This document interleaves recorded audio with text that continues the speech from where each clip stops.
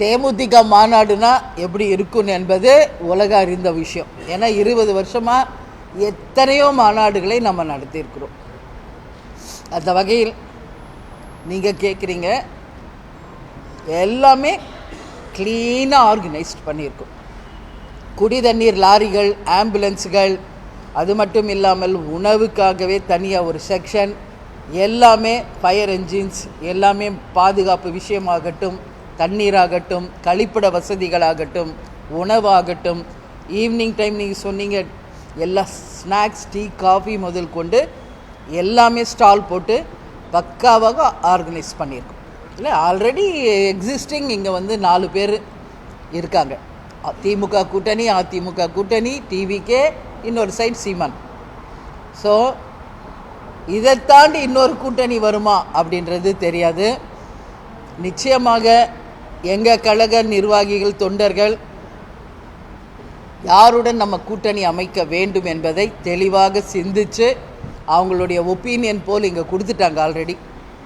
So அதை நாங்கள் இன்றைக்கி பிரித்து பார்ப்பேன். அதில் என்ன கருத்துகள் இருக்கிறதோ அதை மாநாட்டில் நான் அறிவிப்பேன்.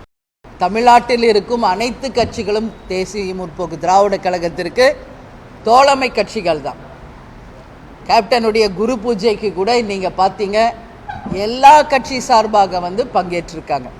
அந்த வகையில் அனைவரும் தேமுதிகவுடன் கூட்டணி வைக்க விரும்புகிறார்கள், வரவேற்கிறார்கள்.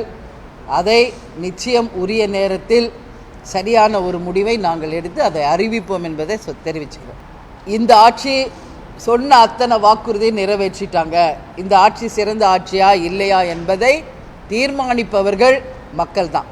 அதனால தான் சொல்லியிருக்காங்க, மக்கள் தீர்ப்பு தான் மகேசன் தீர்ப்பு என்று. எனவே சொல்ல வேண்டியது மக்கள் தான், ஒழிய ஆளுங்கட்சி கிடையாது.